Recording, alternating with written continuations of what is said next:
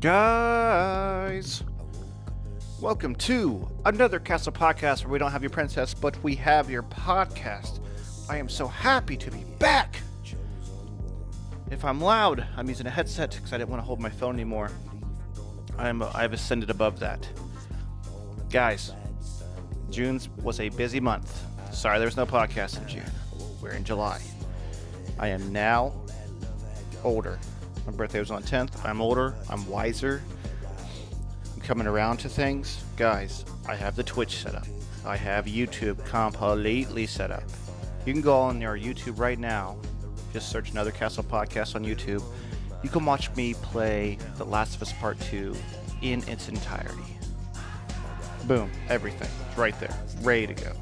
You can listen to every podcast on YouTube now. I've got computer set up. I'm getting the video set up. I am, finagling with what programs I want to use. There's a lot of stuff happening. I'm really excited. A lot of stuff happened in June. We had the PlayStation review. We've had movies trying to come back. We've had games announced, games delayed, games happening, new stuff. It's been a big deal. And honestly, I want to try to wait until the Xbox had their showcase, but the date got announced. That's end of July, so I'll do a podcast for that stuff. We got the PlayStation review. We got Mixer news. There's a ton of junk happening. There's games coming to all systems, free games that are great. There was a new Star Wars series announced today. Soon, around this time. But let's do it. By the way, I thought it was funny to play the Sopranos song. My buddy's just finished the series, or he's right at the end of it, so I figured, screw it, it's my show. Let's do Sopranos show. So you know what, guys? There's a lot of stuff happened. I'm glad to be back. I'm glad I got stuff set up. It took me a whole month to get everything ready to rock, so I can streamline this a little bit faster. I love you guys. Thank you for listening. Let's just get right to it.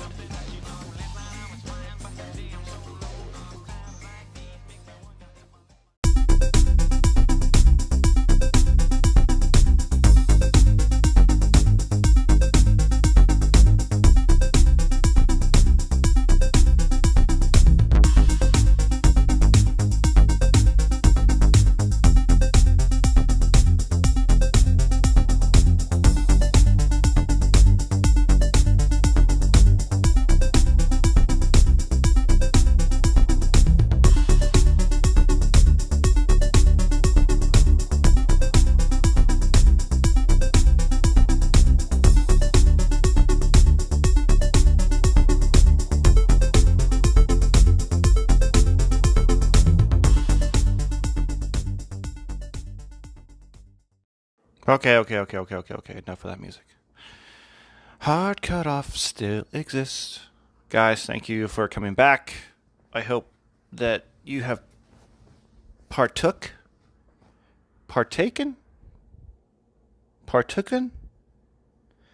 in any of the new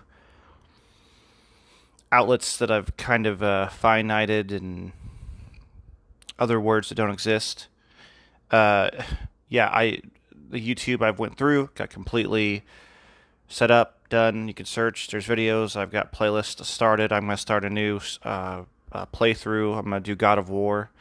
I have not fully beaten that game. I have just played the first hour or two, something like that.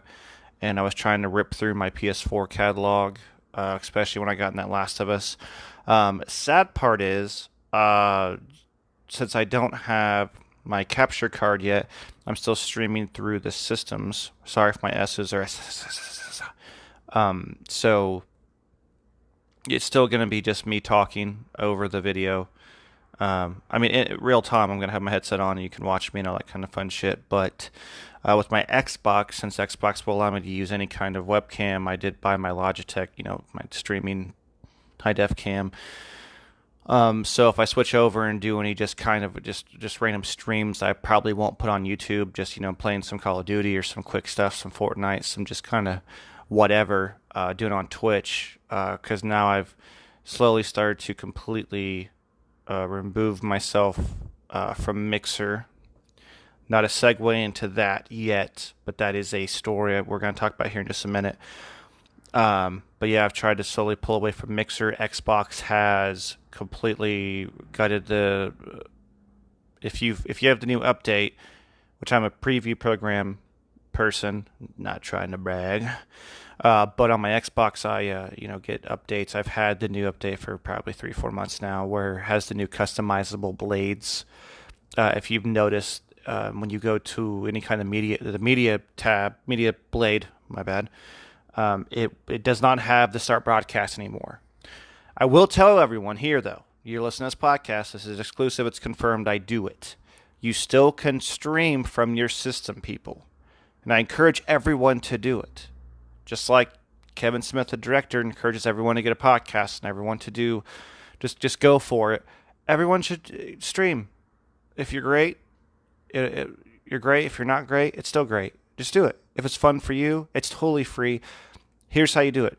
It's very simple. Just download the Twitch app on your Xbox, and when you start your game up, like load your game up like you're going to do, just hit your guide button and load up go home and load up the Twitch app, and there'll be a broadcast option at the top.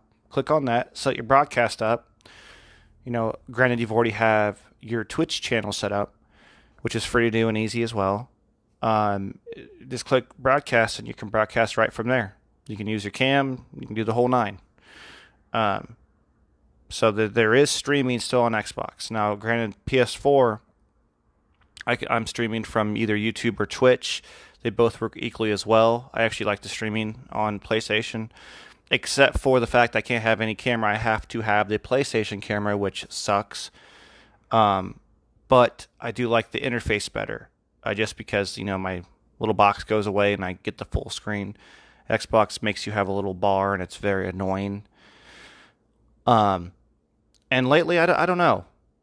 I've been thinking about streaming to Twitch exclusively, and then because I can actually download my stream and just upload it to YouTube as a regular video. I've been thinking about doing that. But it's so easy just to stream right to YouTube, because once the stream is over, it just processes and becomes a YouTube video without anything done. And I don't know if the audience is better on Twitch because, people go there to look for people playing games. Granted, YouTube, everyone has YouTube on their phone. So anyone can just click a YouTube link on their browser, on their phone, whatever, and just go to the page without having to sign up, click on anything, do anything special. So I don't know. I'm gonna bounce between that. If you guys are on any of the platforms, Facebook, Twitter, Instagram, YouTube, if you're leaving an Anchor voice message, if you're whatever, let me know what you guys think. I'm trying to bounce this idea off everyone. This is a growing process. I don't know if I should just stream to Twitch and then immediately upload that stream to YouTube as a video, so that way it hits both platforms, because the video will stay on Twitch for about 2 weeks, but it will live forever in infamy on YouTube. Or if I just stream to YouTube and then leave Twitch to be like just the little one-offs that I do with like a Fortnite or a Call of Duty or a For Honor or a whatever multiplayer game I'm playing that I don't really want to keep the video of. Not sure what I should do. Trying to find the easiest route. Might just do the Twitch thing. I'm not sure. We will be streaming once I get everything set up with the computer and I have something I want to do. I'm just going to stream to all of them. I'm going to do the Facebook, the YouTube, and the Twitch. I already did a test run on Twitch and Facebook with my computer. Probably a test video somewhere on there where I just had a little offline screen. I wanted to see if it'd work. So eventually I won't have to worry about any of this fucking shit. I'll just go straight to just all three, and that'll be it. Bing, bang, boom, no questions asked. But for now, I'm just wondering. It's a good problem to have. This is a very good problem to have, because it gets my stuff out there and people can connect with it. And I want to connect with you guys. So, hopefully one of the videos made you guys laugh. I don't know. They've been getting a pretty decent amount of views, so I don't know. I don't know if people like long form, short form. I'm not going to do a Markiplier edit. Just me screaming at shit. So that's not going to happen. But no, got that stuff set up.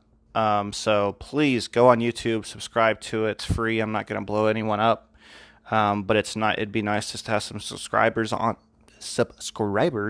there, so that way, when I do choose to go live on there, it'll notify some people and they can watch it in real time. Because I do, have my phone up so I can watch all comments and talk back and have a fun time. And I really do enjoy that part of it. I do like when people hop in and they're like, "Hey, this and this," and positivity and fun stuff, and keeping it fun and positive, especially during the COVID times, the political times, the election year, all that shit.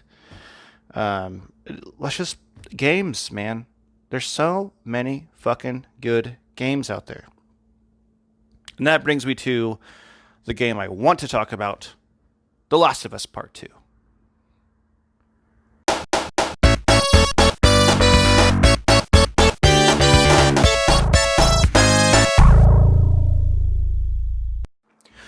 The Last of Us Part 2.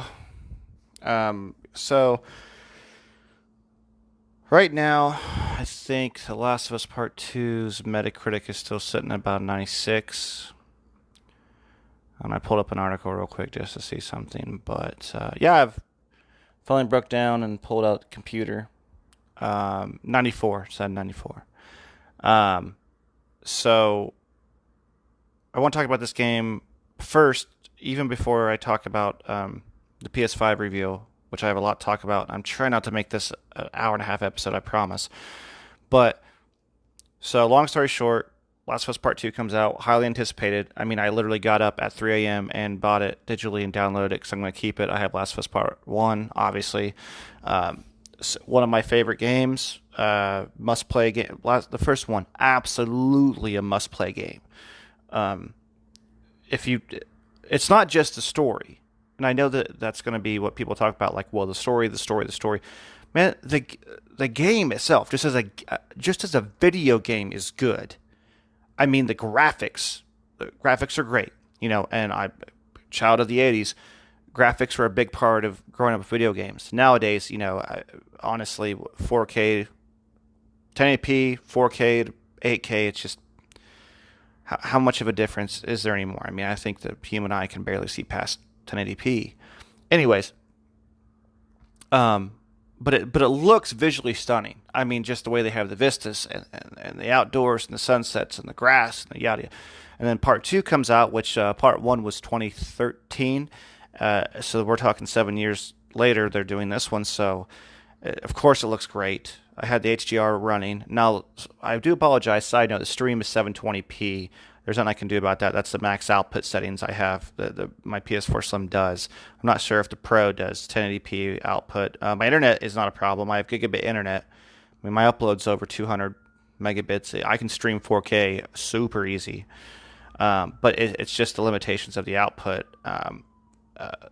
You can still see what's going on, but definitely on my TV, I have a 4K, HDR TV, and I had HDR on. And you could definitely you see a lot better. Here comes the sirens. I like having that in. Well, realism. I'm not in a perfect studio, but no. Game looks phenomenal and everything, but some parts look a little dark on the stream. Because I think that's how they're, looking, whatever. If you watch it with HDR, you can see a little better and everything. But just great game. Great lighting effects. Great. The controls just continued over from the first game of being perfect controls. Not just perfect controls, but what you're doing in the game. There's never a wasted moment, or not technically a moment, but there's never a wasted time to want to go search for, more little items, some tape or some scissors or, whatever to build stuff, because the crafting system is so engaging, and I like how I say real, because these characters have the knowledge I don't. I couldn't build a bomb or do the things they do, or a health pack out of shit. But it makes searching in the game a must, and more fun and rewarding when you find stuff. how a little wrench will pop up just to let you know, like, hey, you got enough shit to make something perfect. There's not a thing that you make that you don't use. It's not like, oh, I made a bunch of grenades and I just never find a place for grenades, or I made a bunch of arrows, or I made a health pack, or I made this and that. Nothing's wasted. You can use everything, find everything, and also it rewards your searching. Like actually fleshing out and hitting every room and hitting every nook and cranny. It rewards you for that, because then when you go into an encounter with either the infected or just humans, which I love the human interactions. Some of them are so brutal. The way they got the voice actors to scream, and they're individual, and I never heard the same thing twice. Just, oh my God, it's so good. But that searching and building or crafting and doing everything allows you to go into a situation where you're in an encounter and you have these tools. And not only do you have these tools that you build and got rewarded for searching, for exploring your surroundings, but then just the gameplay itself between your tools, whether it's like some kind of grenade or projectile thing, or it's a gun, or if you have a melee weapon, so you can just go straight in with a melee, or if you run out of everything, you can just fist fight them. Like there's never been a time where I'm like, man, I wish I could just do this, or I wish I could just do that. I mean, how many times have I been playing a first-person shooter and I can bap them with the end of my gun? But like with Halo, I'm like, put the gun away. I'm a super soldier. Punch the fuck out of them. Use everything I can. Do something. Kick them. If you're next to a wall and you're fighting them, your character just instinctively knows that when you're hitting the melee button and you don't have a melee weapon, you're just using your fist. They're like, oh, there's a wall here. I can slam their face into a wall. Just perfect. Just love it, love it, love it, love it, love it. It makes replayability so good because every encounter can be absolutely fucking different, and it's great. With all that said, people are going to talk about the story, and I've beat it. You can go watch it right now on YouTube. I rolled credits on it about a week or so ago, and now that I've beaten Last of Us 2, I like it. There's some shit that happens in it. I'm not gonna say what, and it made me go, I don't know if I like this. And, not to mention Neil Druckmann is the director, but one of the creatives up top with him actually ended up quitting during production, and it's not clear how far into production they were. So I'm not sure if he was just like, oh, you're going to do this thing in the story?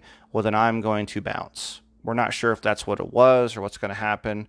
I do think it opens up the world to more possibilities, and it keeps the world grounded. It almost has a Game of Thrones feel as far as like you feel like anything could happen. Even though it's to a point to where you're like, okay, I know one thing that can't happen, because then do you have a game? Do you have a third game if this thing happens? So there's like one thing probably isn't going to happen. But it really leaves you guessing because you don't know. Naughty Dog has done a phenomenal job, as they always do. That's why Sony owns them. I love it. Now, side note, it did get some kind of weird Metacritic bombing because of a certain story plot point. If you know, then you know. So people were going on and just bombing bad reviews. I guarantee some people's not even played it. I guarantee that some people got to that point in the story, which is pretty early on, and was just like, fuck this game. And then my little tiff, very, very, very side note, there's no online multiplayer. I loved the online multiplayer of the first game. I mean, it had an amazing story. I think the story in the first one's better than this one, than the second. But I'm literally talking within a point percentage difference. Like if this game was a 94 on Metacritic, The Last of Us 1 is maybe like a 99 or something. It's like very, very close, which it is 94. But The Last of Us 1 just had a really finite story. It had a purpose, had the most perfect beginning in video game history as far as I'm concerned. It had a poignant story. It had a reason for things to happen. It had developments and storylines that were just absolutely fucking perfect. It's still the remastered still holds up as far as graphics and everything goes. It has online multiplayer. It's still good. But I do like the second one. I like it just up to the bar of Last of Us 1, maybe a smidge less, just because of how good the first one is. Not to take away anything from part 2, but it's just that the first one was just so goddamn fucking amazing that there was absolutely no way in hell they were going to surpass that. There's just one of those things, you just can't do it. Because you're already into the story, things have already happened, you can't revisit those same beats. Otherwise, you're just Hangover 2 and you're just doing the same game again, with maybe some new characters. So, but absolute must play. I absolutely loved part 2. I do think it's a little more brutal as far as emotional shit goes. Way more emotional than the first game. I mean, way more emotional. When you get to the end, because it has you. I mean, spoiler. This is not a big spoiler, but you do play two different characters. Mainly, they do have you offshoot as maybe one or two for like a brief moment. But you mainly play as two characters, and it shows you two different sides to two different things, and it expands the world, and it opens up in really, really awesome ways, and just it dives you into that world, which I loved.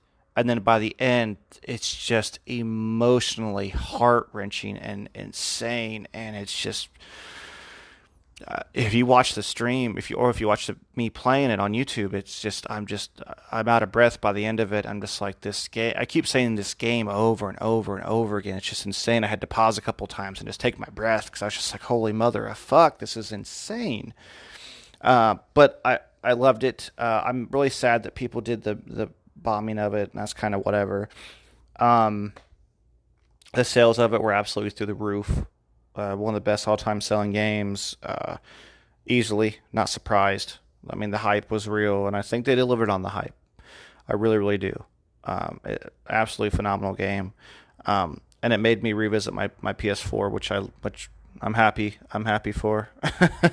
And it's made me. I went back and got some more exclusives. I need to finish before the next gen hits that later this year, because I've got through almost all the exclusives on Xbox just because they're free day one with Game Pass, so it's no extra cost for me to play any first-party exclusives on Xbox.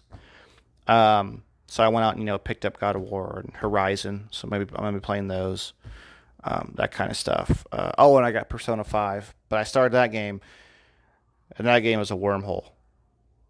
That game is a wormhole. I don't think I talked about Persona 5 yet, but that game is definitely a wormhole, in a good way.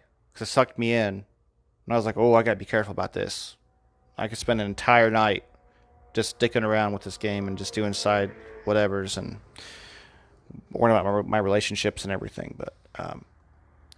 But no, I cannot recommend enough. I don't do a review score. I don't do any kind of stuff like that. I just play or don't play. Oh, it's a must play.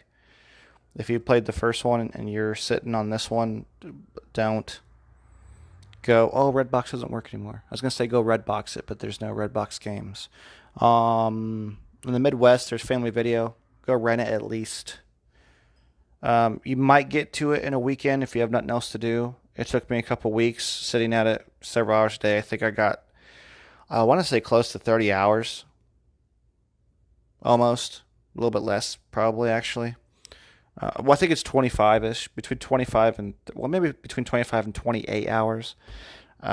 So it's definitely a multiple just sit through. Don't try to rush through it because it'll take you all the time. You could.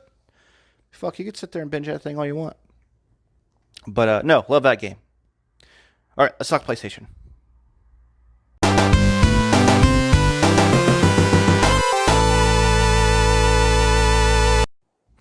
Okie dokie, moving right along. So PS5 had their big old mega release, reveal, whatever, blah, blah, blah, blah, blah. So, right out of the gate, if you missed it, move this mic a little closer. I'm gonna go through beat by beat Not in order of what was happening, but just in order of everything that happened, all the game reveals and announcements. Um, but my overall was very, I think it was very, very safe. There was no date. There was not, we already had specs in that Wired article that happened, end of last year. So we know it's running about at its peak performance. It's going to be about a 9.5 teraflops. Like I said, no release date, no price. We did see the system. They're doing what Xbox did last gen. They're going to have an all digital version, which is, whatever. I'm not sure if Xbox is going to do the same or if they should. I mean, they might. I'm practically all digital on my Xbox except for one game, I think. As long as your network's good and I can download my games fast, then yeah, it's whatever. I mean, I got good internet. If you have decent internet, it's whatever. But I just oh, the look of it. Is that what you asked me? Yeah, I don't care. It's whatever. I honestly have not cared about the look of a system uh, since I've started playing video games. I personally don't care. Unless it's so, I don't want to say gaudy. If it's so, if it causes problems, like if a system came out and it was like a perfect sphere, just like a ball, and it like rolled off my entertainment center, I'd be like, well, this is fucking dumb. But I mean, Xbox is a big old just brick, and this looks like Batman. It's got your center router in the middle and like your two flaps on the side. I'm not a big fan of white consoles or white electronics. For one, show dust a little easier. For two, my TV's black, Xbox black, PS5's black, Switch thing's black, computer's black. It's just easier. It's whatever. It doesn't look bad. I mean, I think it looks pretty cool. The only downside is it's massive. And we're talking like Xbox original massive. So I've seen people who have measured out the real time specs and they've tried to look at their entertainment center or where they put their systems, and like some of them just can't even fit it in there, whether it's vertical, horizontal, or even going diagonal. They can't fit it in there, so they're having to figure out new shit. That's not good for me. I don't like that. I don't think it'll be a problem for me. I'll put it wherever. I'll probably lay it down. But I wish they'd have a price point or something like that. I'm wondering if they're all digital. I'd imagine it's the same power, just you're missing that optical drive. If it's a massive, significant price difference, like more than $150, I think that sucks because then whatever the difference is, that's basically what you're paying for a 4K Blu-ray player. So even if it's $100 difference between the digital and the one with the optical drive, that's your price that you're paying for a 4K Blu-ray player, and that kind of sucks because that's already in an Xbox One S. For some reason, and I've said this multiple times, I guarantee on the podcast, I still don't understand why there's no 4K Blu-ray player in any PlayStation, whether it's the regular, the Slim, or the Pro, because Sony owns Blu-ray. They own DVDs. They owned Blu-rays. They own 4K Blu-rays. I mean, they did. I think they did do Betamax back in the day, but so far they've been successful. I mean, they beat out the HD DVD war with Microsoft to do Blu-ray, but there's been no 4K Blu-ray player, and they finally put one in the PS5. So if it's $100 difference, you're basically paying $100 to one, play used games, two, to watch,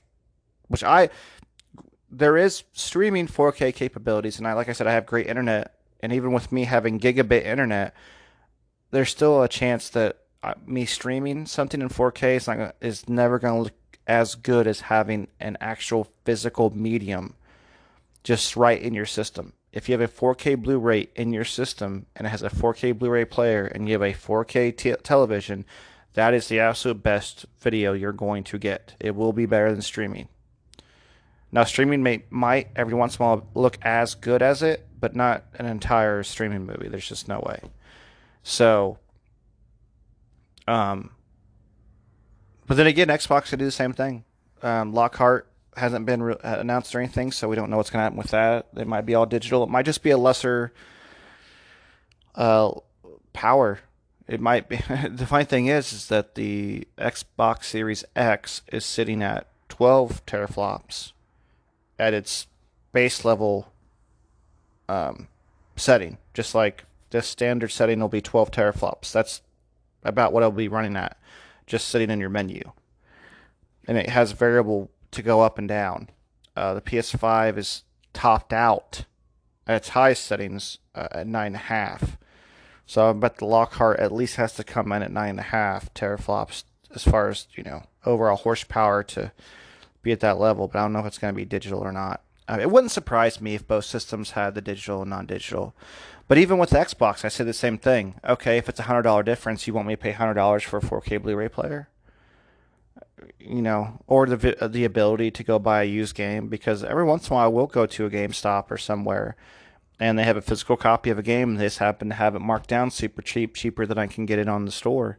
I mean, that's exactly what I did with my PlayStation 4 games. I went out and I ended up getting, because I've bought and rebought The Last of Us Part 1 probably 4 times, this being the 4th time.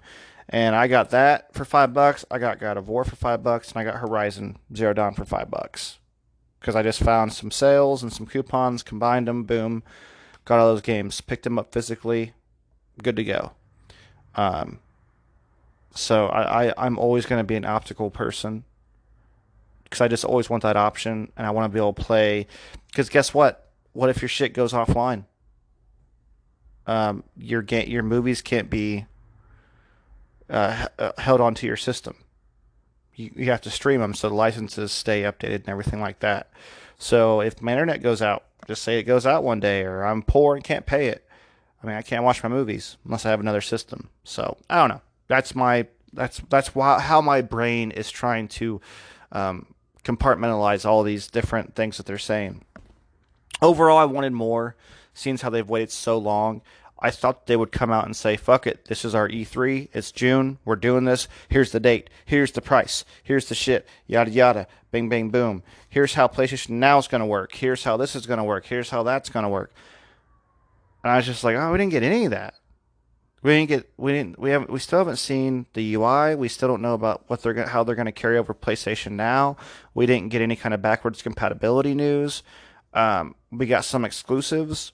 They did this really annoying thing, just like with the Assassin's Creed Valhalla. Oh, we're going to show gameplay when there was no gameplay. It's like, no. They were doing this thing where they would show exclusives, but some of them are timed exclusives.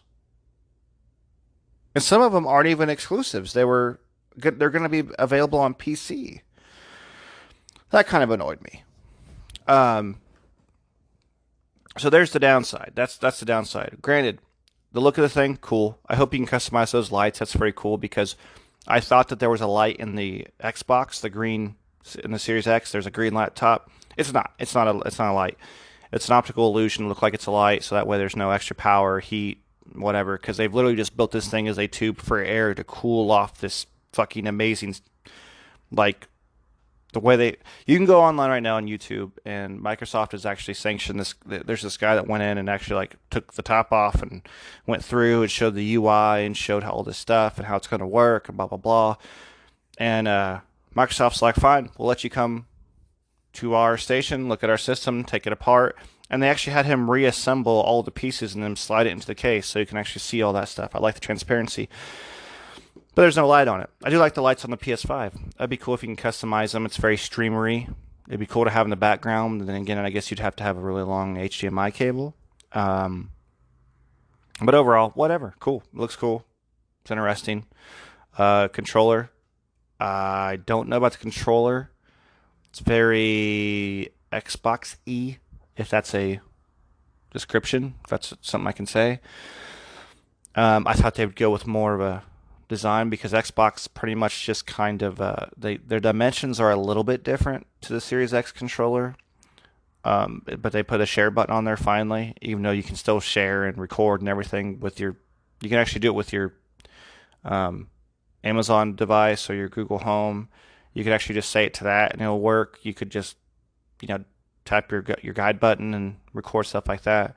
But the dedicated button need to be there. PlayStation came out of the gate with it. The Nintendo followed suit, and now Xbox is finally doing it. Um, but the controller, I'm not sure. I mean, it looks cool. The design scheme's all right. I like a little more of a beefy controller, so that's going to be good for me. Overall, design-wise, okay, I'm on board. Whatever. But like I said, there was no word on backwards compatibility, no confirmations at least. PS Now, not sure. I imagine it's gonna carry through. There's been no talk of it not carrying through, and there's only been talks of it expanding a little bit. But it's just more streaming, and they're trying to tote that as their backwards compatibility. I'm just like, well, that's just I don't know how that works, because that's totally different from what Game Pass is doing versus PlayStation Now, which PlayStation Now was supposed to be the original Game Pass where you just had games go on there, except you had to stream them, which makes most games nearly impossible to play, versus just being able to download a game to your system and play it, dedicated from your system. And now they're trying to use that as their backwards compatibility model. You cannot put in a disc. I cannot take my PS3 game and put it in my PS5 and just play the game. Whereas with my Xbox, I have the Knights of the Old Republic Star Wars game from the OG Xbox. I can put that disc in and play the game. That's kind of my access key to play that game. And it'll download a kind of up-res version of it, like a better version of it, so it runs a little better. But I put that game in, and it plays. I don't have to buy it or do anything. So I'm really hoping PlayStation does that, because PlayStation has an amazing catalog, a back catalog. Like, I would love to be able to stream from my system, at least in 1080p, or to have anyone have the ability without a computer, just, kids or whoever's maybe not like young kids, but, kids, young adults, be able to stream like Metal Gear Solid, like the original. I want to play that. I want to be able to play that, and I love that game. So, no words on backwards compatibility, and also no words on VR. So I'm wondering what they're going to do with VR, if it's just going to be forward compatible, which there's been no confirmation of. Because I know that everything with Xbox is forward compatible and backwards compatible. Now, games, they might have a cutoff, with like, your next Gears, your next Halo, your next Forza. It'd be like, oh, this is only Series X, which I hope they do, because they need that. Because my brother made a very good point, talking to him the other day, that if all the games are playable on Xbox One X that are on Series X, why am I buying a Series X? I mean, they still look great. They're still in 4K. They're still 60 frames a second on my Xbox One S. What is pushing me to get the Series X? So I'm hoping they actually put a wall right there where it's like, okay, you do need the next system to play these next series of games. I hope so, because that gives me incentive to want to get that system. Otherwise, my brother's right. Just wait, because it's like upgrading your computer. Your settings might be a little lower, but you can still play all the games. So I don't know. I don't know if it's going to be forwards compatible or backwards with VR. I hope it does. I still don't have a VR for my PlayStation, and I want one so fucking bad. There's so many games I want to play. The Iron Man VR game just came out, and I really want to play that game. There's a little Spider-Man demo from Far From Home, and I really want to play it. The Batman game, Skyrim, Drunken Bar Fight. There's just tons of stuff I want to do on PlayStation VR. So I really hope, since I'm probably never going to be able to do VR on a PC, I just don't have that type of money. I really hope PlayStation keeps I hope they keep focus on the VR to the next gen, because I loved my Vita, and they just to go back to Sopranos, the Vita swims with the fishes. So I hope they support that kind of stuff. Now, I know this has been 15 fucking minutes of me bitching. I'm glad it's coming out. I'm happy. PS5. I love how they just keep with the name. You just know. Nintendo and Xbox have to like fucking be. I don't know. You just go in. Your mom. Oh, my son had PS4. PS5's for sale for Christmas. I'll do PS5. It's just that. Yes, that's what you do. That's what you do. You don't Wii U it. What the fuck's a Wii U? No one knew. I had to research it. I digress. So this was a weird announcement. They announced GTA 5. So GTA 5 is coming to PS5. The new version will feature enhancements and will be expanded. And it's coming in 2021. So can I play the old one? Is it backwards compatible? I hope so. I still hop on the online every once in a while. It's super fun. But GTA Online, as a separate entity, will be free to all PS5 owners. So there's that in 2021. GTA Online free to all PS5 owners. That's cool. Moving on. This is the biggest one I was excited for. Spider-Man Miles Morales. Now, this is not Spider-Man 2. I wish it was. Or I wish this was an expansion so I didn't have to buy a PS5 to play it because I have my PS4 and I want to play this game. But it's Miles Morales takes over as he's going to be the main playable character. I guess it's going to be more science fiction-y. There's going to be more science fiction elements. It's going to be this holiday season, which is great. But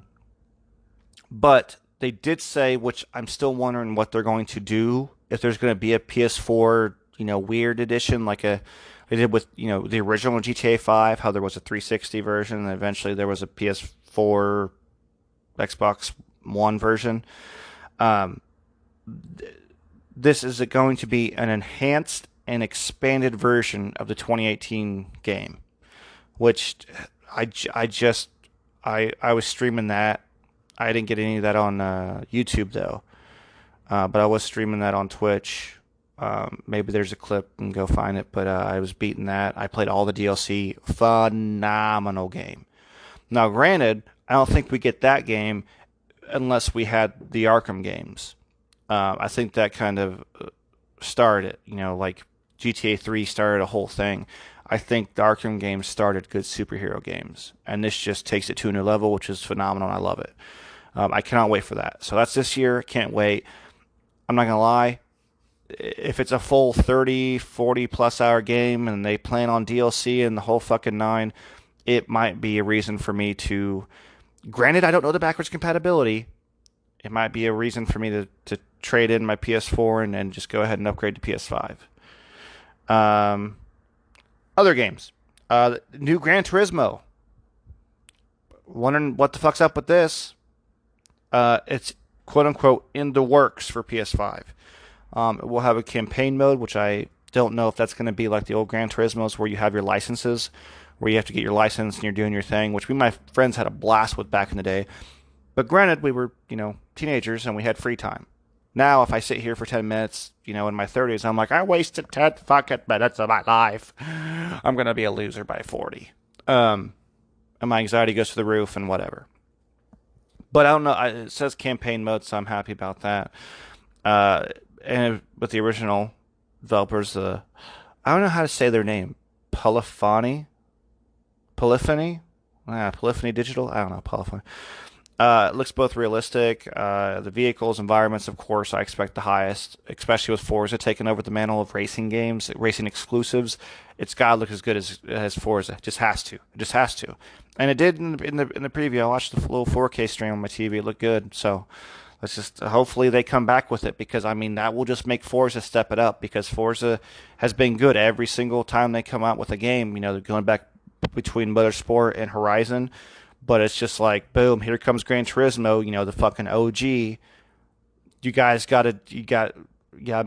make sure your shit's going. So that's good. Competition in that marketplace does help the consumer. So I like that. Ratchet and Clank Rift Apart is in development, which we're getting a lot of in development stuff. Would like to have hardcore release dates, which is kind of the theme of this whole reveal that was supposed to be an E3 presentation. Anyways, I digress. A new Ratchet and Clank game is in development. Look like the heroes found themselves in a universe with collapsing dimensions, futuristic cities, and dinosaurs. The demonstration featured gameplay and it included a rain grinding section. That's fun. Uneven flight, you can be an alien creature. So, or on a alien creature. So, I mean, that game looked fun. Good little fun platformer. Graphics look good. So, you know. Another one they announced was Project Athia. Athia? Athia? Athia? It's a Square Enix joint with Luminous Productions. They premiered the Project Athia. It featured this like werewolf-like creature, and it had flying sections, and that will be a PS5 exclusive. So far right now, as far as hardcore exclusives, we have the Gran Turismo, we have Spider-Man, and we have Ratchet and Clank, which are actual exclusives. And now we have Project Athia, so that's always good. Another game they showed was called Stray. That's by Annapurna Interactive. It's a robot-focused game set in the world where humans have died off. Cats, however, are still in abundance, and the robots appear to be replacing humanity in their old roles. So it's kind of a sports neon-infused aesthetic, and it has adorable cats wearing backpacks. Downside, 2021. So cats and robots, that checks 2 boxes of shit I like. So I'm down for that game. It's 2021. So I'm not sure if that's going to be hardcore exclusive, if that's going to be timed, or if it's going to be a third-party whatever game. They showed Returnal. It's a new franchise from Sony. It was developed by formerly arcade-focused House Marquee. It features crash landing on an alien planet where the protagonist keeps reliving the same events, kind of Groundhog Day, including her own death, over and over again. However, though, the planet changes every time she dies. So that's Returnal. Seems interesting. I mean, I'm down for good IPs, or good new IPs, even if they're quote unquote indie. Which indie nowadays, used to be a couple people developing a game. Now it could be a small studio's quote unquote indie. There's a new Sackboy coming out. A big adventure. Sackboy, big adventure.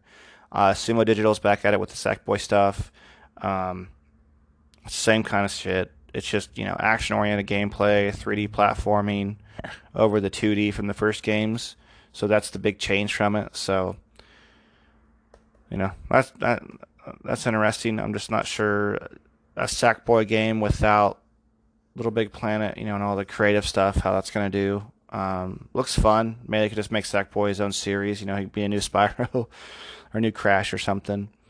A couple other here I'll just plow through. They have Destruction All-Stars. It's destructible vehicles as well as on-foot characters. It looks to be like a demolition derby taken to the absolute limit with impressive particle effects and physics. So it seems interesting. Kenna, I'm going to say it's Kenna, Bridge of Spirits. It's a cute little adventure game by Ember Lab. It has Pixar-like visuals and kind of magical abilities and enemies and stuff. There's platforming in it, discovery, and plus you have to herd small creatures, kind of Pikmin style. And there'll also be dangerous monsters. That's what they say, so that looks like fun. Goodbye Volcano High. It's a fantasy creatures, but it's more of a hand-drawn art style. I guess what the words they were using was it's an emotional game set in the end of an era. It's still a 2021 game, so I'm sure we're going to see more of it throughout the year and everything, especially if there's maybe some kind of future video from PlayStation, which I guarantee there's going to be. It does have a unique indie-style soundtrack that was in the trailer, so that was kind of cool. So hopefully that follows through. I'm not sure how I feel. Maybe you're more interested than I am. Oddworld Soulstorm. It's been in development for years, and they finally they planted their flag on PS5. However, though, like all the new technology and everything with the PS5 and everything, I guess hasn't really the characters are gonna look the same. They're gonna be very serious, classic character designs. The sense of humor is supposed to be the same. Although it does look surprisingly dark and intense, so we'll see how that goes. Um, Ghostwire Tokyo. Ghostwire series is always usually pretty fun. I've dabbled in them a little bit. Bethesda producing Tango Gameworks is actually a studio making it. Um, it's first shown at E3 2019. And it's pretty cool, that little thing. I barely remember. I had to go back and look it up. But this is the actual gameplay they showed this time. It's pretty twisted. Has an world overrun with spirits. It is first person, um, which is different from Tango Gameworks' previous titles. But then again, it's a 2021 game, so not a lot of launch titles so far. Jet the Far Shore is also shown. Is developed by Super Brothers. Says the world is shown as dreary, but rocket fires into space and shows a series of satellites that appear to hold some sort of future for the planet. Hundreds of years later, a small ship flies to a much more vibrant land. That's all it was shown. Teaser. Another game, Godfall. It's first shown several months ago, but now it's shown. It's a very melee heavy game. Has a variety of weapons. Has a supernatural science fiction element to it. You will be able to unlock. It showed in the trailer the trailer showed like a godlike armor to defeat really powerful enemies and everything. And that's actually going to be out this holiday season, so that's good. So if you're a Godfall fan or you watched that and are interested, that happened. Solar Ash, Hyperlight Drift creators, the guys who made Hyperlight Drift, is making this game called Solar Ash. It's going to be PS5 exclusive. The description for it is the hostile world seems to reject the protagonist, and there are mentions of a quote-unquote void before the demonstration transitioned into the gameplay. That's what happened with the showcase for Solar Ash. If you played Hyperlight Drift, it's kind of same-ish, just kind of a different take on it. That's another 2021 game. Hitman 3, which I'm excited, but that's definitely going to be a multi-platform system. That's going to be out next January. And I guess it's going to conclude the trilogy, which I've not played the first one. It's on Game Pass, so I've been meaning to get to it. So that's probably going to be a game I stream here before the holiday season so I can get to the second one, because I did like the Hitman games back in the day, and I've heard nothing but good things about the whole reboot of the whole franchise, and I really want to play it. Another game they showed is Astro's Playroom. Just really, it's being developed by Japan Studio, that's their name. And only a brief glimpse of gameplay was shown. It's the same Astros from the PlayStation camera. Should be fun. They showed a preview for NBA 2K21, so it looks pretty good. That's also another multi-platform game. Little Devil Inside adventure game. They showed some stealthy stuff. You can hunt dragons and shit in it. Has multiple places you can go to, like frozen tundras and cities and everything. Another game they showed was Bugsnax. It's a little game, kind of Stephen Irwin style. Wildlife expert is the protagonist. It's from the people who made Octodad, so it's a fun little quote-unquote indie game. His creatures are mixes of bugs and snacks, such as burgers and strawberries. Looks incredibly bizarre, to say the least, and it'll be out this holiday season. Demon Souls. It's getting a remake. Didn't play the original. I've seen it played, watched it, interested. It's a title I just know of. I'm glad it's getting a remake. Not a remaster. It's going to be like Resident Evil 2 and 3, completely remade. So I'll go to that one with fresh eyes, and I'm kind of excited. From Software is good. It's just you gotta have patience for those games, those Demon Soul games, style games. And then Deathloop. This was a game. It's by Arcane Studios. Deathloop was first shown at E3 2019. The description is assassins are engaged in an ongoing duel, and it retains the studio's well-known first-person stealth. However, things can go awry and require plenty of firepower, and you can restart the loop to rectify things. We did see Resident Evil 8, or as it's known, Resident Evil Village. Um, so that was shown. It started with a shot of a forest, creepy stuffed animals, and a woman reading a folk tale before things got violent. It'll be first person, just like Resident Evil 7. It looks to put an emphasis on atmosphere and horror over action. Also, there are werewolves. That's another 2021 game.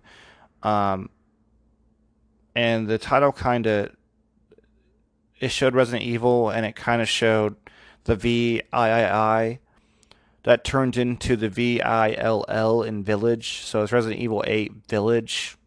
I'm guessing they're going to just call it maybe Village. I don't know how they're going to do it. It's Resident Evil 8, though. Another game.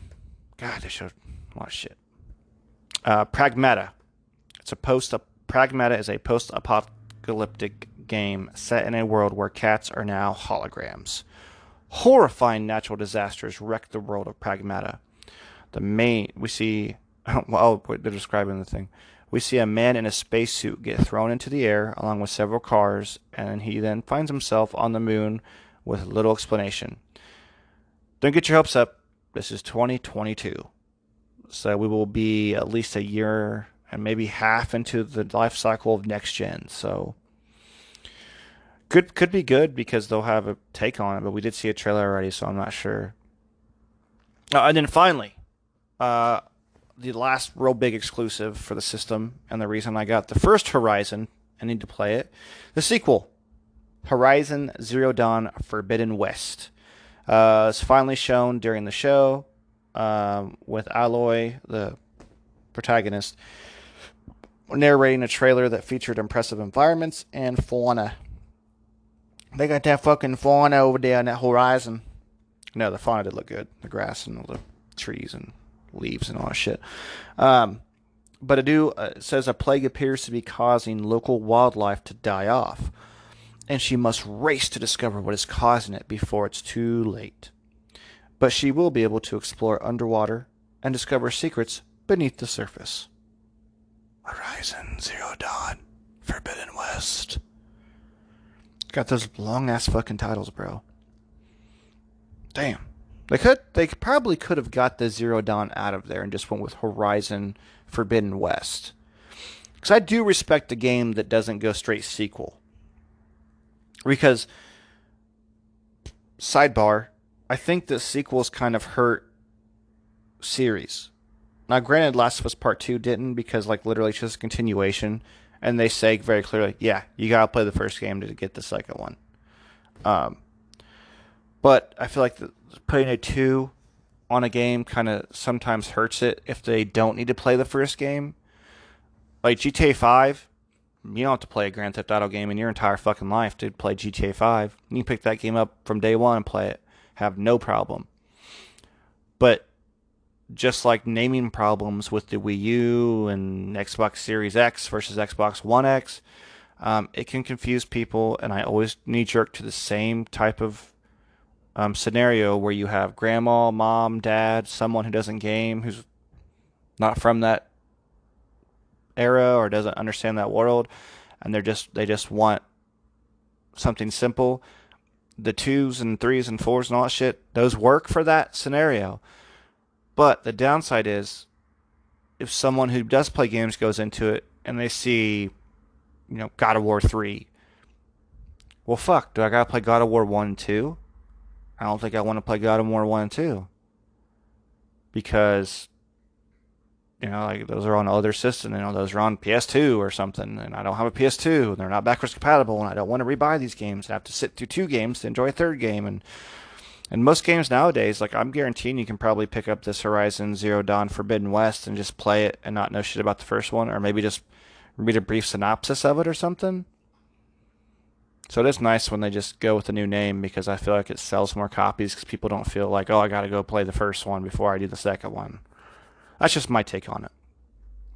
And then, of course, finally they revealed the 2 consoles. So the PS5 console itself was revealed. It comes in 2 configurations, PS5 and PS5 Digital Edition. Digital doesn't have a disc drive. The design's a little different because there's no disc drive. The digital one looks a little more symmetric because it doesn't have that weird offshoot where it has the disc drive. There's no price or release, like I said earlier. So, but Sony did say that that's coming later, which of course it should.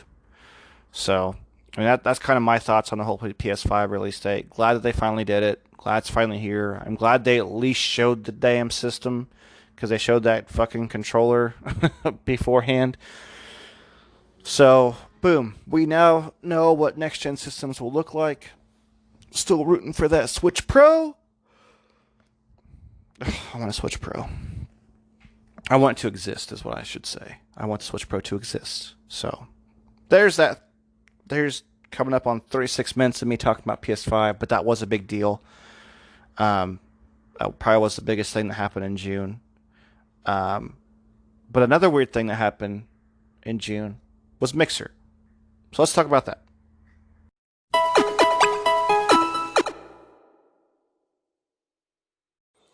I woke up this morning, got myself a gun. I probably should go back and rewatch that series. It was really good. I really skimmed through the last couple seasons. Anyways, I digress. Mixer. So, since I have a computer in front of me, I'm going to check out real quick what exactly is going on with Mixer. Because it was announced on the 22nd of June, very hastily, that Mixer is now shutting down. Now, I don't think it was any kind of lack of interest because they had Shroud and they had Ninja and they had several other people on there. I was on there. I had a great time on it. Jared was on there. He had a great time on it. Still had a great time doing the whole thing. Loved it. So I don't think it was that. I don't think that was a problem whatsoever. Now they did officially say that they had trouble scaling. But I think more or less that's just like, I think it was them more or less saying, where are our priorities? Because here we're putting all this resources into infrastructure and server space, and now we're dealing with monetization, transferring of funds and different. We're taking in money, and how do we do it? Where there's already established places out there. There are rumors, and I will go into a certain streamer that got banned from Twitch, Dr. Disrespect, here in just a bit when I plow through the rest of the news things here in just a little bit. But there are rumors that Google has a streaming service. But I'm not sure why they fucking would do that, because Google has YouTube. And YouTube is the biggest video platform on the internet. And they have live streaming. And they have the whole fucking nine. And Ninja's on there right now. That's where he's been streaming. So, now, just to get to the facts, Mixer, the service will remain available through July 22nd. Now, through should mean that whole day. So it should shut down technically the 23rd. After that, the homepage of Mixer will be redirected to the Facebook gaming website, fb.gg. I've downloaded the Facebook app. There's been a couple streamers sign on to Facebook. Whatever. I mean, everyone has Facebook. And if you don't, whatever. I think YouTube's more accessible because you just click a link and you don't ever have to have YouTube or nothing. And you can just click a link on your phone or your computer and just watch a video. Nothing else required. You can search the website, nothing else required. Don't have to sign up. No, Facebook, I'm guessing you'd have to sign up. I'm not sure about the gaming, or if that's just free to watch. Let me try it. We're live on the internet right now. fb.gg. Now, granted, I'm signed in on my browser to Google. I'm not signed in. I am signed into Facebook on this browser, so let me see if it kicks into has my profile somewhere on it. Yeah, it does. I should probably sign out and see if what happens. Or if it makes you sign up, because that'd be super annoying. Um, I could try it on my phone. I'm not signing on the browser on there. Let me see. No, not com. There we go. Okay. Let me go to desktop mode.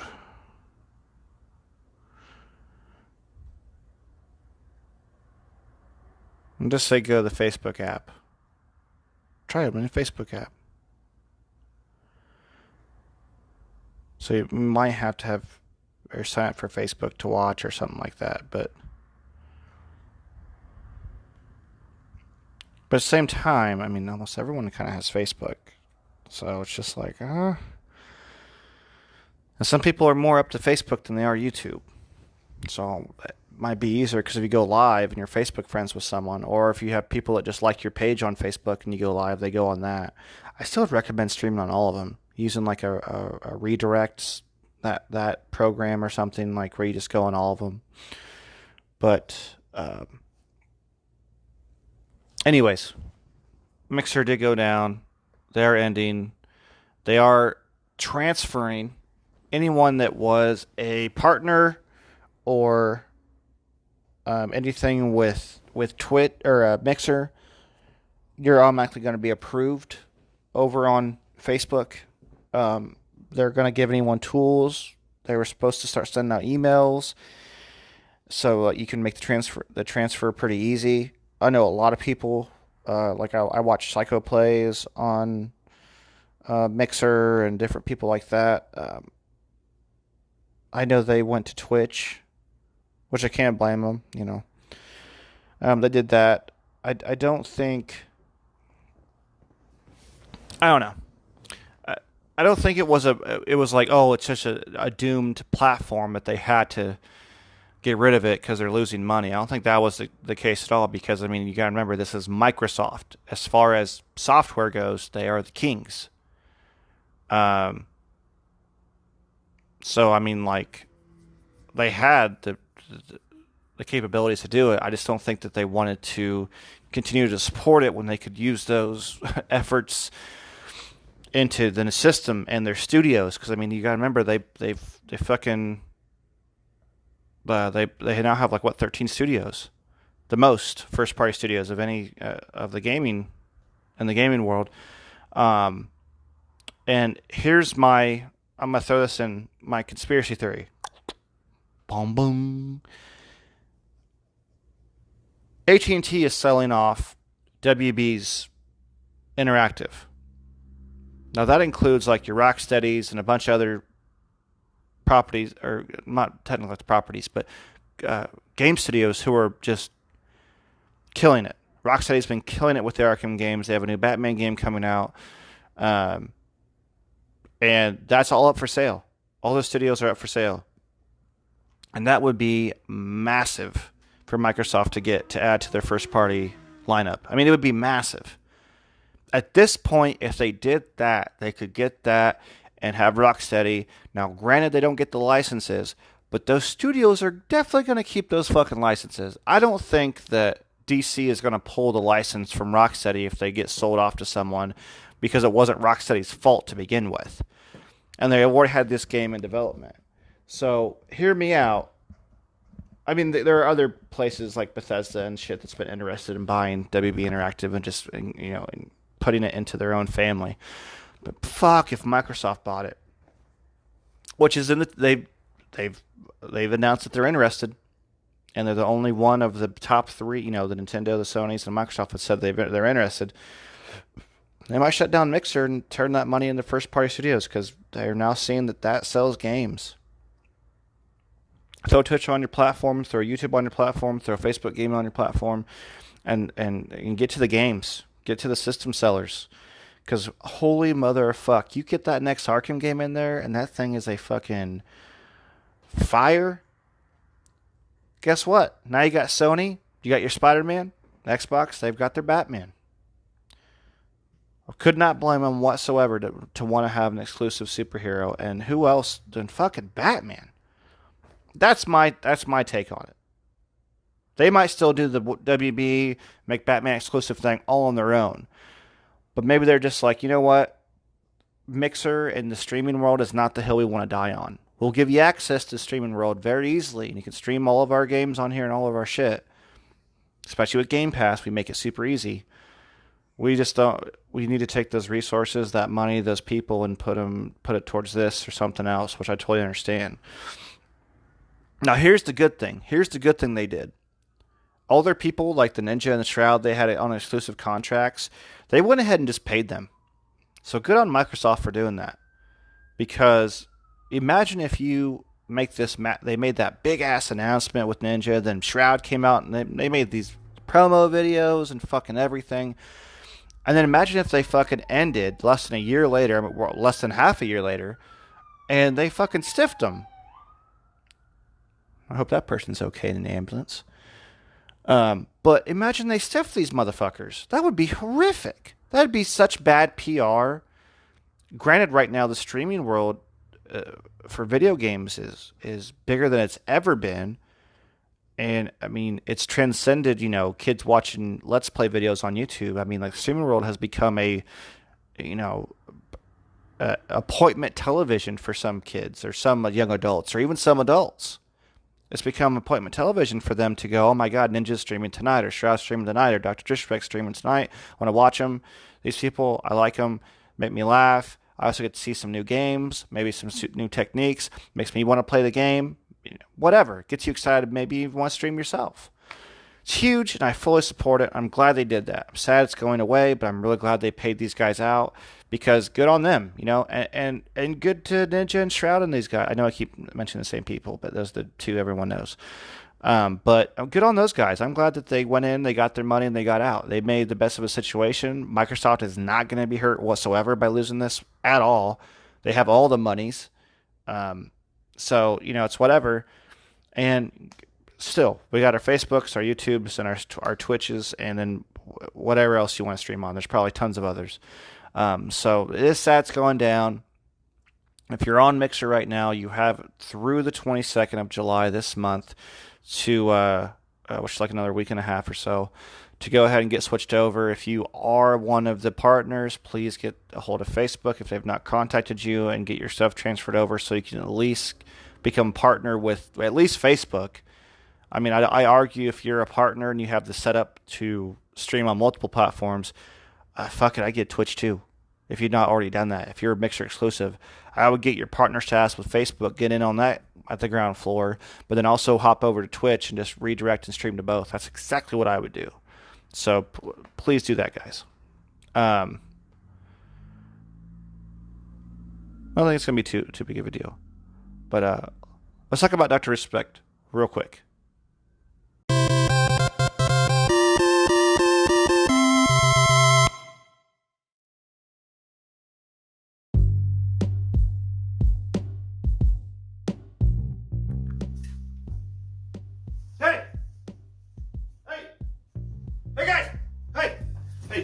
Hey!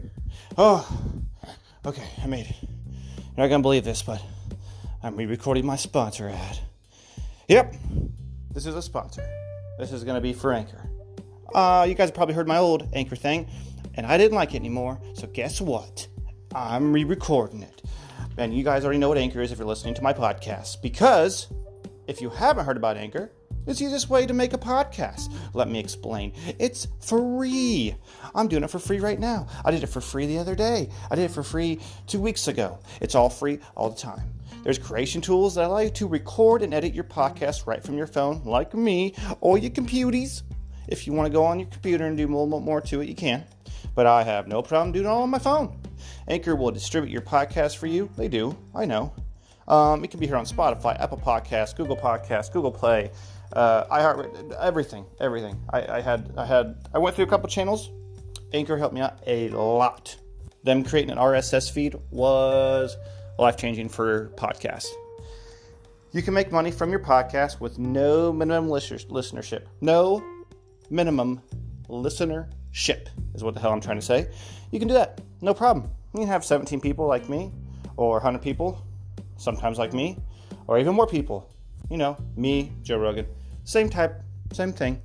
It's everything you need to make a podcast. So please go download the Anchor app. You can also listen to podcasts on the Anchor app too and be very interactive. It's not just for making your own podcast. And you can even hook up and leave comments and send messages to your favorite creators. Here's the way you do it. You either download the Anchor app, like I said before, or you go to anchor.fm on your computers, your Apples, your PCs, whatever. That's all you have to do. Go do it.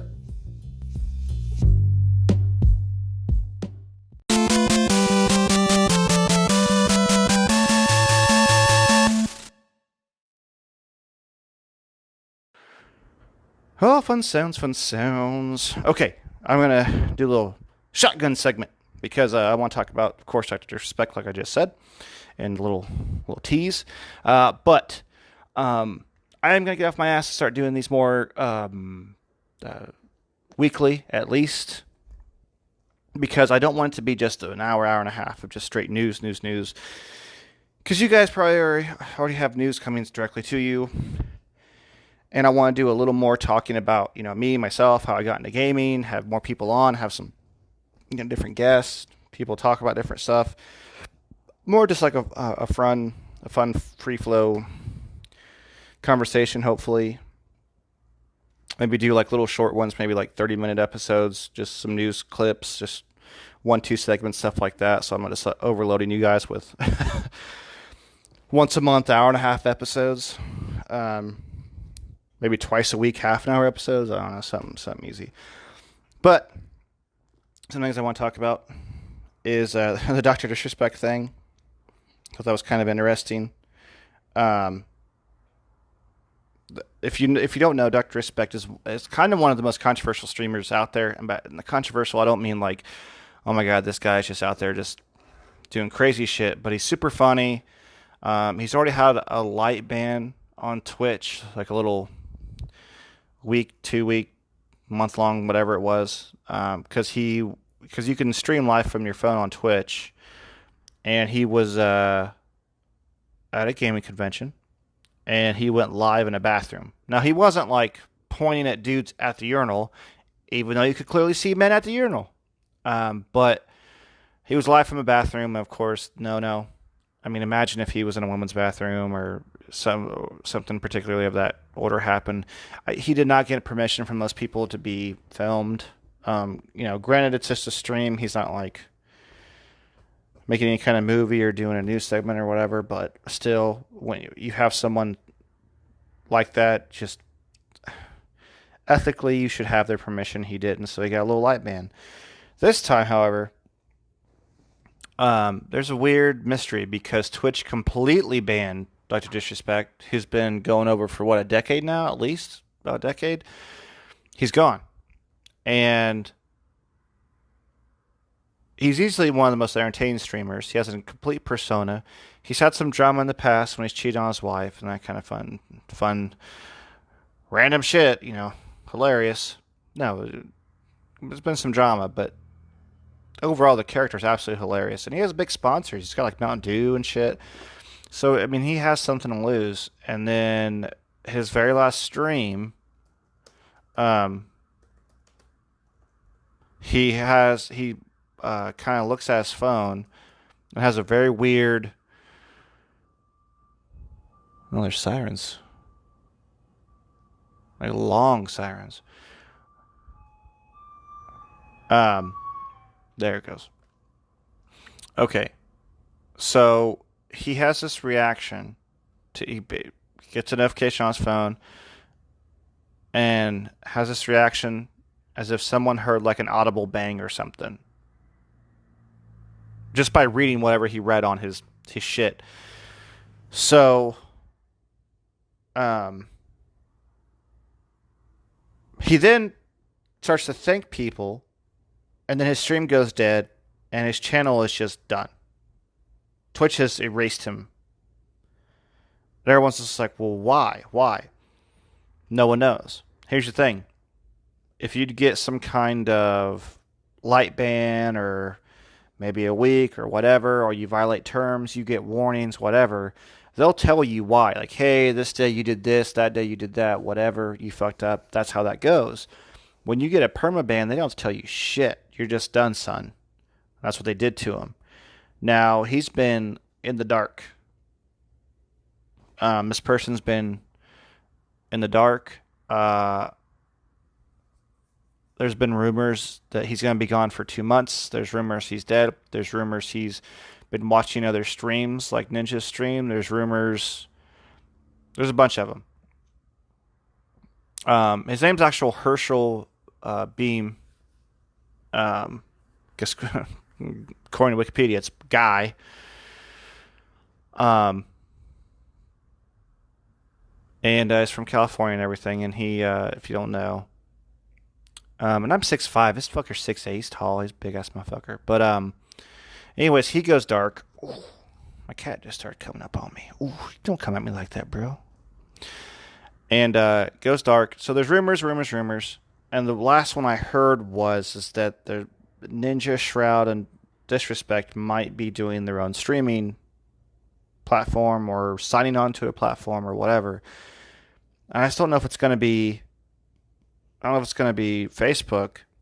And the rumors turn to, well, Google actually has a streaming thing that they're going to be coming out with. And I was just like, why the fuck would they do that when they own YouTube? It's all right there. It's already done. They own it. Boom. You got it. YouTube gaming. It's already a thing. You have an entire dedicated area for YouTube gaming. And Ninja's already on YouTube. He hasn't announced anything. He's not talking about it. He's not talking about Disrespect. He's just on there. And I had an actual little quote here, I thought. Where's it at? Well, I thought I had Shroud and...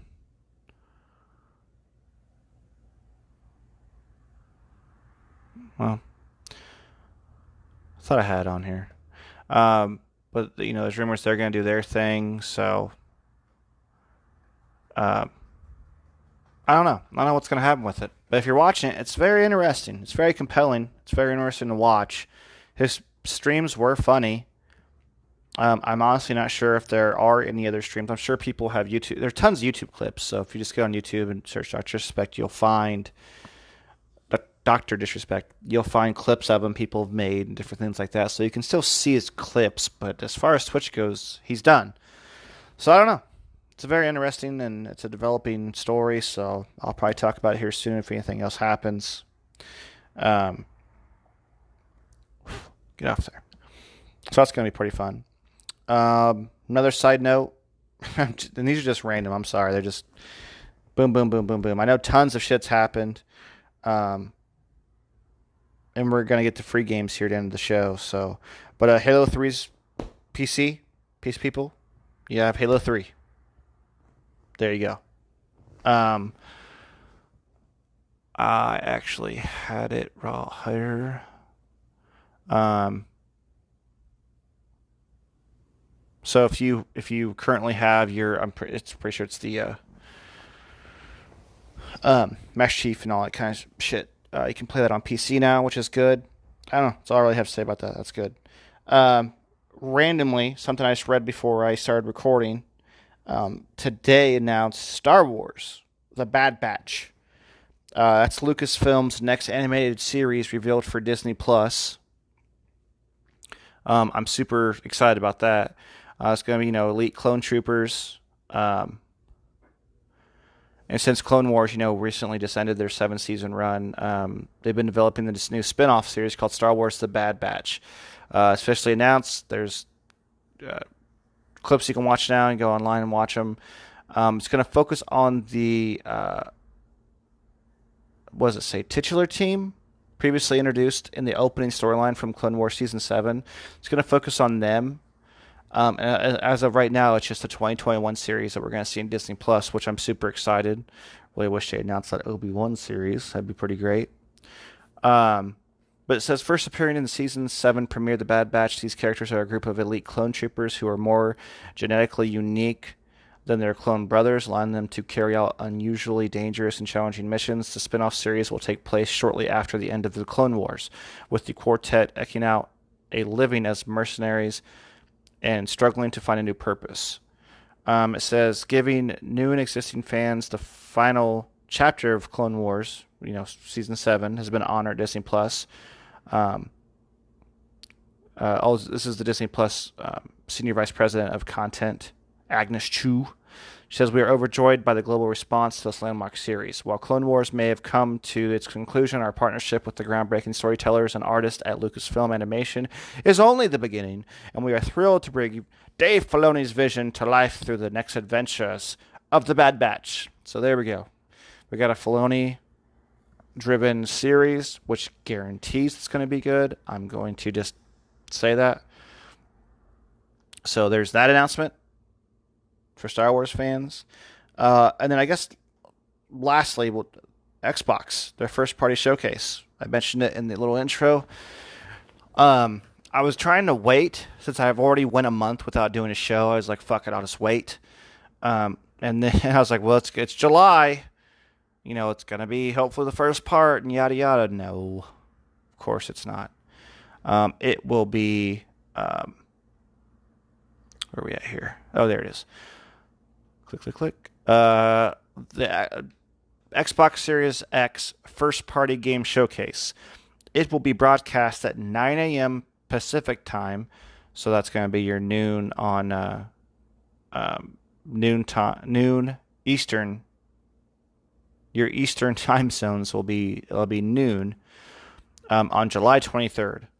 So, for reference, California 9 a.m., New York, Midwest, noon on July 23rd.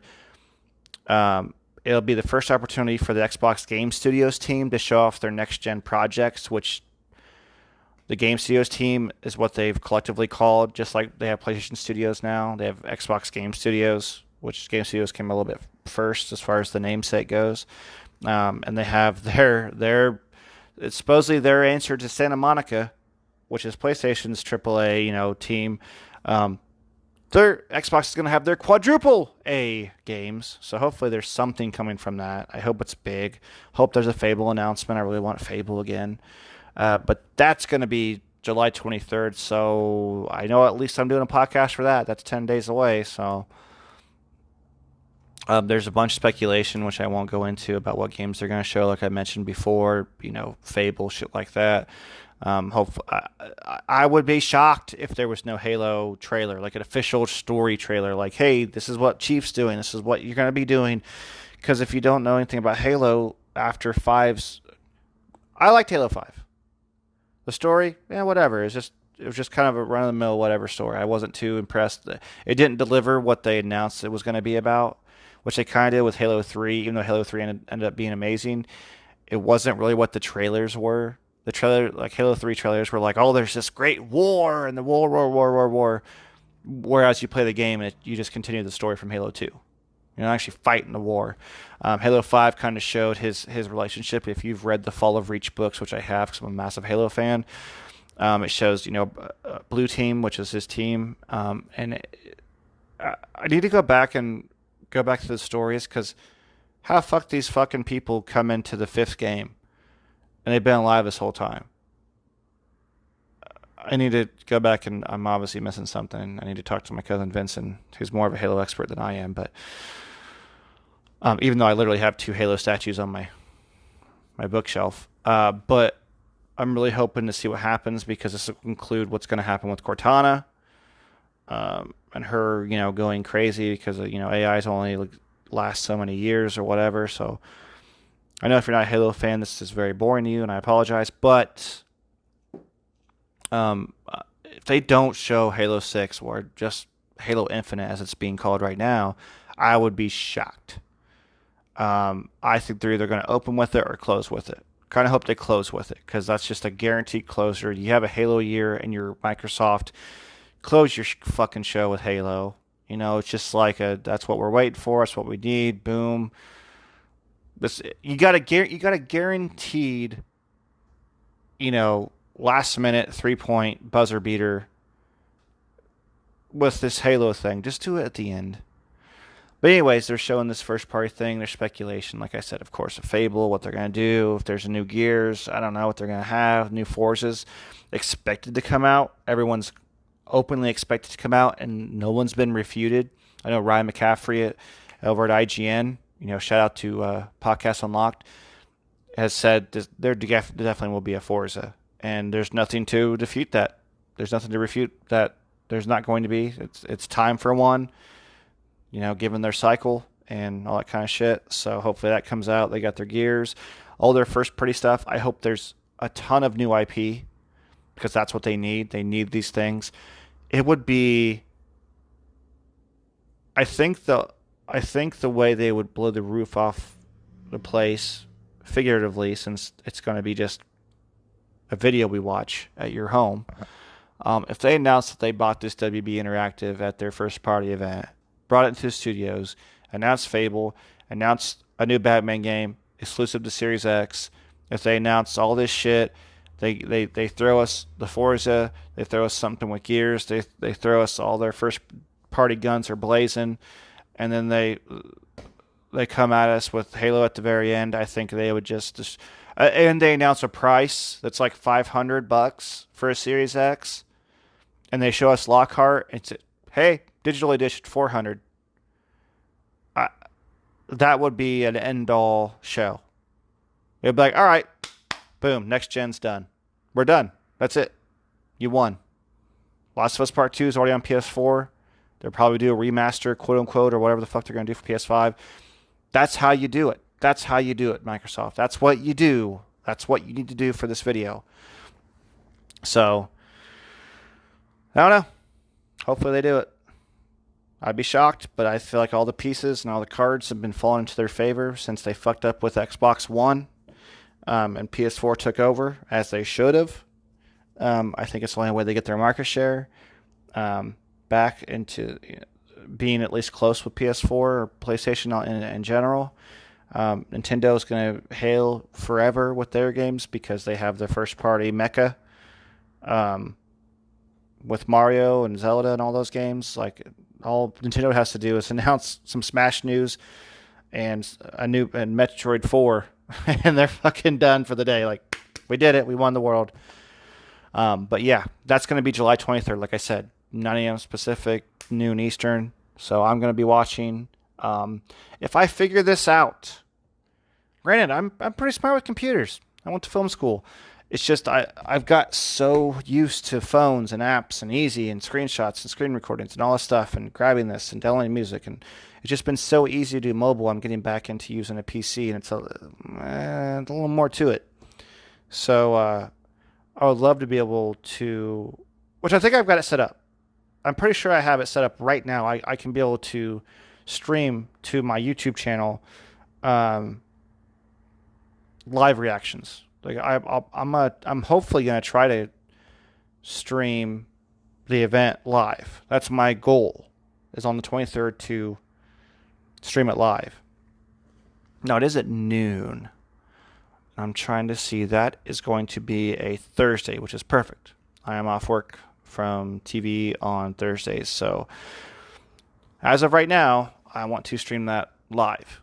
So I've already figured out how to, stream my computer screen and me in the background. And I have a little background set up with my Batman stuff. So that's going to happen on the 23rd. Stream that. So set calendars. If you want to watch me react to it, I would love to have you there and talk with you guys. Please go, to YouTube and subscribe, please, please. And head out to all the other social media. I know there's some news I missed. Whatever, I'll get to it. If I did miss something big, but guys, let's just end the show with some free fucking games this month. Let's do it.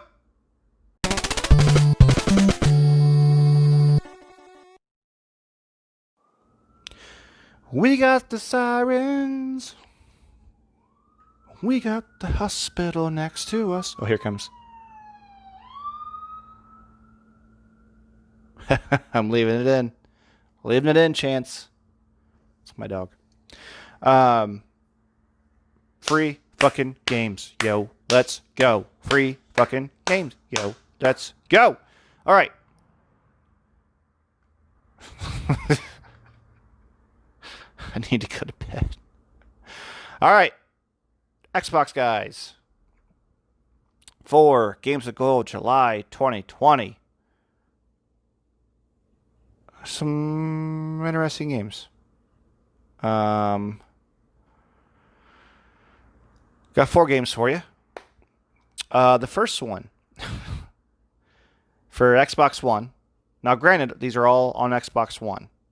The Xbox One and 360 games.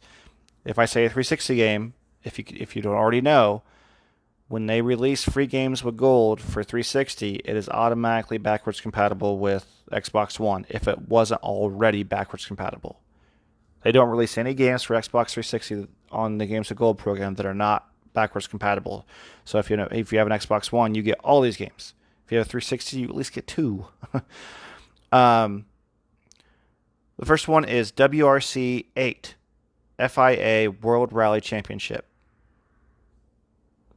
Yeah, it's a I'm going to click on these tabs, pop them open. It's just World Rally Champion Racing. Oh, that's all these are? Okay, I'm not going to click on those. Yeah, just rally racing. Game for it. Wow,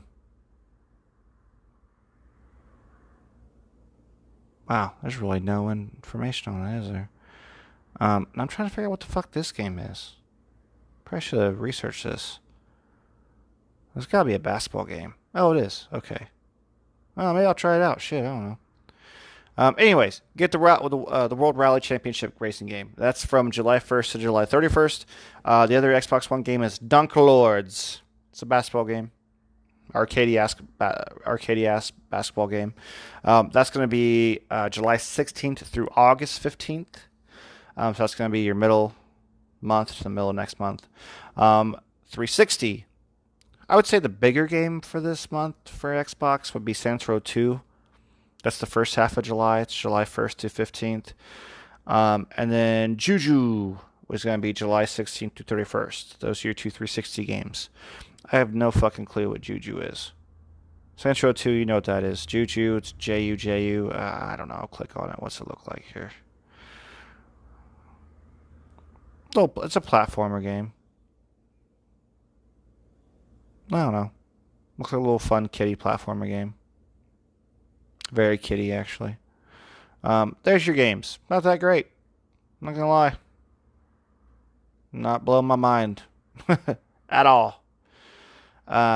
Meanwhile, which actually I need to get on. I need to load my PlayStation up. There we go. Because I need to get these games now. NBA 2K20, which is on Game Pass, is PlayStation Plus, one of your PlayStation Plus games. Which actually PS Plus is celebrating its 10th anniversary, by the way. So congratulations, PlayStation Plus. Your games for that, you're going to have 3 of them. NBA 2K20, that's awesome. Game's great, love it. And then you're going to have the Rise of the Tomb Raider. It's a 20-year celebration of of Tomb Raider. It's the 20th year since they came out. So you'll get NBA 2K20 and then Rise of the Tomb Raider, which are 2 phenomenal games. And then your bonus game is a game called Erica. I'm not really sure what that's about. So, real fast, yada yada ba da ba doo shi ba da boom ba da ba da boom. Erica is a third game software PS Plus in the month of July. It's a narrative adventure game that has a gameplay more like a film with a minor interaction from the player. Okay, so it's like a Heavy Rain, those guys on PlayStation, which I love that studio. They make phenomenal games. It's like one of those. So that's good. That's a good ass month to be a PlayStation Plus subscriber. Highly recommend it. If you want PlayStation Plus for cheap, I always usually get it for like $35-ish for a year. on cdkeys.com. That's cdkeys.com. It's just not a plug. I don't pay me anything. I just use it, and I recommend it a lot to people. So you can find a lot of cheap shit on cdkeys.com, and it is legit. I use it. I will verify it. It does work. No, that's a good ass month for PlayStation Plus. Rise of the Tomb Raider, NBA 2K20, and Erica. So I'm gonna download those after I get done with this podcast. And then here Nintendo. We got some Nintendo games for the subscribers. On NES, we have Immortal, which if you're a Angry Video Game Nerd fan, he did an episode on that. So I recommend going to the Angry Video Game Nerd channel, which this will be on YouTube. So once you're done listening to this podcast, hop over to Cinemassacre. It's the name of the channel. Or just type in Angry Video Game Nerd, you'll find it. That's one of the best channels on YouTube, hands fucking down. Shout out to James Rolfe. Just turned 40. So good going, Video Game Nerd. Remember watching you on GameTrailers.com way back in the days. Anyways, Immortal's on NES, so if you watch that episode, you can now play Immortal on your Switch, which is cool because he tells you why it sucks and what to do to be better at it. And it's fun. It's a funny fucking video. Love it. A goofy-ass wrestling game for Super Nintendo. So there's one NES game coming, and there are 2 Super Nintendo games coming. The first Nintendo game is a wrestling game, and it's got a long, stupid name. And it just looks like some goofy wrestling. I'll definitely play it because it's going to be free and just try it out because it's fun. Plus, it's fun to play on my 65-inch TV, old Nintendo games that still look fucking phenomenal. Natsume Championship Wrestling. Fun. Looks goofy and fun. I'm definitely going to play it. And the big one, which I'm definitely going to play. I might even just play through it and just try to beat the fucking thing. Because I haven't beat it since I was a kid and I don't remember it. I don't remember the ending. Donkey Kong Country is finally coming. So hopefully that means Donkey Kong Country 2 is coming. But Donkey Kong Country is coming for Super Nintendo, which is huge. That's one people have been asking for. Pretty sure it's on the SNES Mini. I don't know. My buddy Ryan, I still have his SNES Mini. It's in my bedroom. It's what I pop on every once in a while before I go to bed, playing some Earthbound. But I'm so excited for Donkey Kong Country on my Switch. Because that's one of those games I will hop in and play a level. And then hop out, hop back in later, play a level. And plus with the rewind feature, you ever go down a cliff or miss a jump or whatever, because they have that cool little, can roll off the edge and then pop a jump, get a little extra jump out there. You miss that jump, you just rewind it and try it again. That's going to be so fun. These games are July 15th for Nintendo Online subscribers. You know how to do it. You hop on your thing, update. It'll probably auto update. So completely worth it. I don't have to get on CD keys for Nintendo. $20 a fucking year. 110% worth it. 200% worth it. And if you don't know if you like it, there's trials out the ass for it. And also, it's $4 a month. Don't get a coffee and you got a month to play these awesome games. And I'm telling you, instead of rebuying all the Nintendo games and Super Nintendo games, just give me all of them. If you're not going to give me the eShop, Nintendo, put the games on there. And I mean, you need to put your fucking 64 games on there now before I lose my shit. Because I'm telling you, the day you put Super Mario 64 on there, I'm going to close the blinds. I'm going to disappear for like 2 days and just play that fucking game because I love that game. But I'm excited Donkey Kong Country's on there. I'm glad they're keeping updated with this service. I just, I need the friend codes to go away. I need to be able to video or at least voice chat with my friends on the system. I need to be able to send game invites. You have a little section in there, and there's only like one game that supports it. There's room, but I'm just happy that there's at least games on the system. And the online co-op works. So I'm not sure what's going to happen with Donkey Kong Country. I'll let you know when I play it. In 2 days, today's 13th, be Wednesday the 15th, you can play these games. I know I played online co-op on Super Mario World, and it just knew that the other person was player 2. So when I died, this person who's 2 hours away from me, it just, boom, their controller they started controlling player 2. Like we were in the same fucking room and I passed with the controller. It was phenomenal. I loved it. So that works flawlessly. So why can't I have voice chat? Anyways, I digress.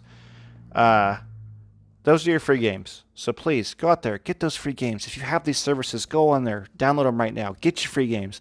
Nothing sucks worse. And this happened to my brother than when they offer some badass free games and you just miss it and you're like, fuck. Because I know they offered that Nathan Drake collection for free as well as Journey, and my brother accidentally missed it. Now he got the Nathan Drake collection for like $10, so it's not a crazy bad deal. But just the fact they were offering it for free, and he missed it by like a week or so, it just sucks. So get these games, guys. You got these systems. I got all three. Not trying to brag, but just saying I'm gonna get on and download these games. Get these free games from these people. They're taking your money. You get something back from it. So. All right, let's end the show.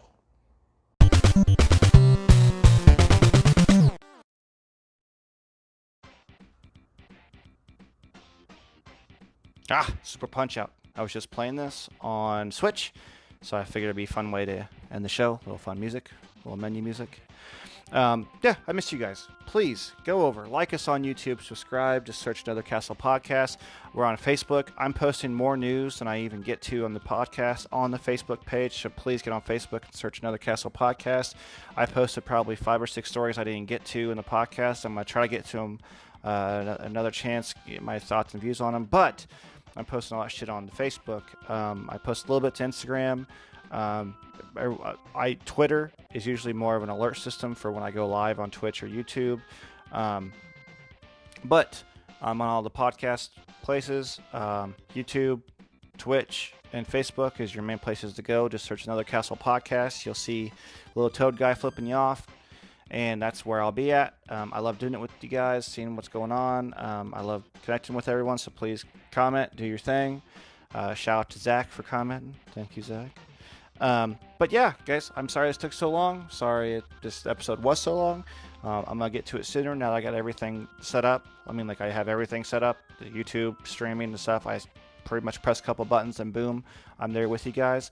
I'm going to be playing God of War, probably start tonight. So please get on YouTube and watch that. I'm probably going to go straight to YouTube or maybe Twitch. So go to Twitch, Another Castle Podcast. Love you guys. Thank you for listening. And just please remember, this is the only place you can get the power up and win the game. Thank you for listening.